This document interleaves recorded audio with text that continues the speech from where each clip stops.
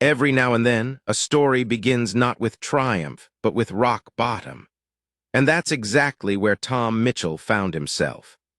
A man who had already buried the love of his life and was now clinging to the last fragile threads of survival for his 10-year-old son. Ben Bills had eaten through his savings. Their home was gone, and hope was slipping away faster than he could hold on to it. So with nothing left but the will to keep his boy alive, Tom moved them into an old cabin his father had once owned, a place more memory than shelter. But fate has a way of hiding miracles in the shadows of despair. One morning, as the dew still clung to the grass and the woods stirred with unseen life, Ben convinced his father to clear away a patch of stubborn brush behind the cabin's ancient root cellar. What they unearthed wasn't just rusted metal or broken junk. No, this was something else. A buried container, sealed and wrapped as though someone had wanted it protected for decades. Inside were not weapons, not money, not relics of war, but something far more extraordinary. Mechanical birds that sang, wooden figures that danced, journals written in a hand from the 1930s.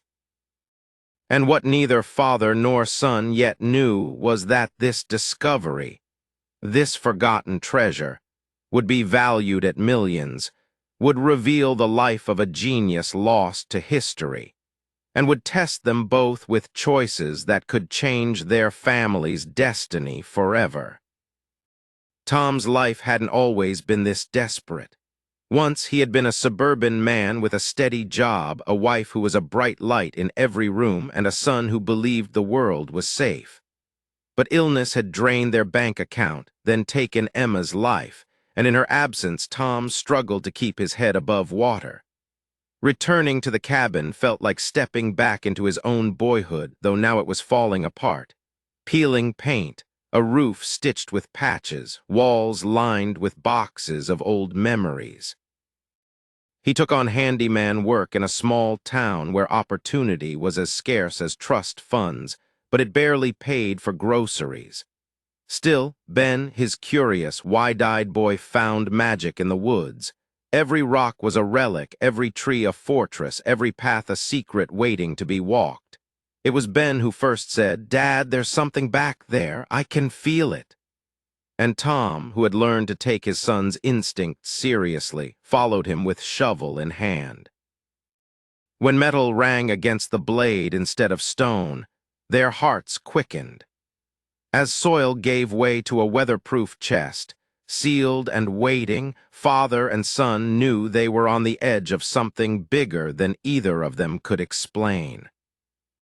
Together, they pried open the container.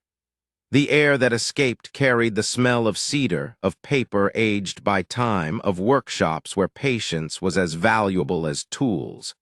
Inside were wooden crates, each carefully wrapped and preserved. The first item they uncovered was a small wooden bird, no larger than a fist. Its feathers were carved so delicately they seemed alive, and when Ben accidentally triggered a lever, it sang. Not like a toy, not like a trinket, but like a living creature, with notes so pure they pierced the heart. Tom and Ben stared, silent and awestruck, as if the bird had carried across time to gift them that moment. One crate held puzzle boxes with carvings that seemed to shift in the light. Another contained dancing wooden figures that moved in rhythm with unseen music. And then came the journals, thick with diagrams, sketches, and letters that spoke of love, loss, and the desperate hope that someone in the future would understand the craftsman's message. "Every gear, every spring," one entry read, "carries a message. I hope that message will be love." This wasn't just craftsmanship. It was art. It was engineering. It was soul carved into wood and metal. And it was valuable beyond Tom's imagination. When they brought one of the pieces into town, the reaction was immediate. At the local historical society, a curator recognized it instantly. This was the work of the whittling ghost, a legendary Depression-era craftsman whose genius had been whispered about for nearly a century. Only 3 of his pieces had ever been authenticated, each sold for hundreds of thousands of dollars. And now Tom and Ben had unearthed dozens, along with journals that proved beyond doubt the true identity of the man, Thomas Whitmore, who once lived on the very land Tom now called home. Suddenly, experts arrived. Dr. Sarah Chen, a curator of mechanical folk art, examined the bird and declared it museum quality. Professor Hartwell, a renowned scholar, called the collection the most significant discovery in American folk art in 50 years. And then came Marcus Webb, a wealthy collector who saw only dollar signs. He offered Tom $500,000 in cash on the spot, promising no paperwork, no waiting, just money in hand. It was tempting, dangerously tempting. But Ben, wise beyond his years, spoke what Tom couldn't yet say. If nobody can play with them, they're not doing what they were made to do. The story of Thomas Whitmore slowly unraveled. He had been a craftsman during the Great Depression, a man who lost his wife and young son to illness. Heartbroken, bankrupt, and facing foreclosure, he buried his life's work on the land he could no longer keep, leaving behind a note. "I am burying this collection in the hope that the earth will keep it safe until the right family comes along to understand its value." That note, discovered hidden in a clock alongside an old photograph of Whitmore and his grandson, struck Tom like thunder. Whitmore hadn't buried treasure for himself. He had buried a legacy for the future. And by fate, it had fallen into Tom's and Ben's hands. But with that gift came a burden, to choose whether to sell, to hide, or to preserve it.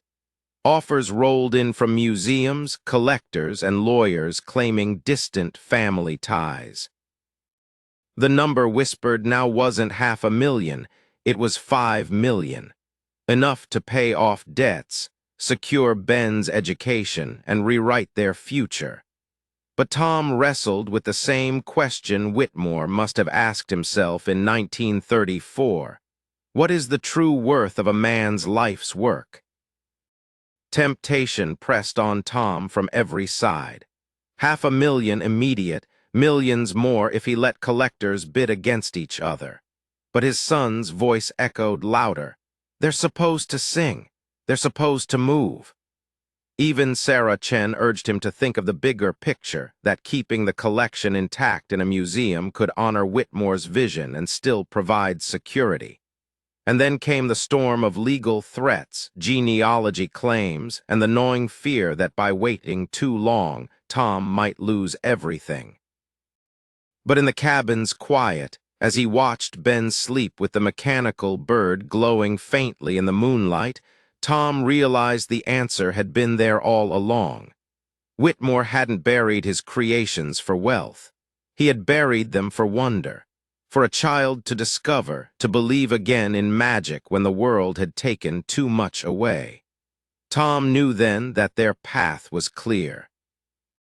They would partner with a museum, not sell to the highest bidder, ensuring the collection remained whole, alive, and accessible, not locked away in some billionaire's vault. The final decision came with a mix of relief and pride. A museum in New York, one specializing in mechanical art, agreed to acquire the full collection for several $1 million, with one condition from Tom and Ben. The pieces had to be displayed in working condition, so children could see the bird sing, the clock chime, the figures dance, and the train circle through its miniature world. The deal was signed, and for the first time since Emma's passing, Tom felt a weight lift from his shoulders. The back taxes were gone, Ben's future secured, and their lives no longer haunted by survival alone. But more than money, what they had preserved was Whitmore's true message, that even in grief, beauty can endure, even in loss, legacy can last. On opening day, Tom and Ben stood quietly as crowds gathered around the singing bird. Children's laughter filled the gallery, and for Tom, it felt like Emma was there too, smiling through the echoes of music that had survived almost a century. And so a broken father and his curious son found not just a treasure worth millions, but something far greater. Proof that hope can rise from ruin, that the past can speak to the present, and that legacy is measured not in dollars, but in love passed forward. For Tom and Ben, the cabin was no longer a place of retreat. It was the birthplace of a miracle. And for every visitor who would one day watch Whitmore's creations come alive, it would be a reminder that beauty crafted with love never truly dies. If this story moved you the way it moved me, then don't keep it to yourself. Hit that like button, drop a comment sharing what you would have done in Tom's shoes, and subscribe for more incredible stories that remind us how hope hides in the unlikeliest of places. Because tomorrow, I've got another story waiting that you won't want to miss.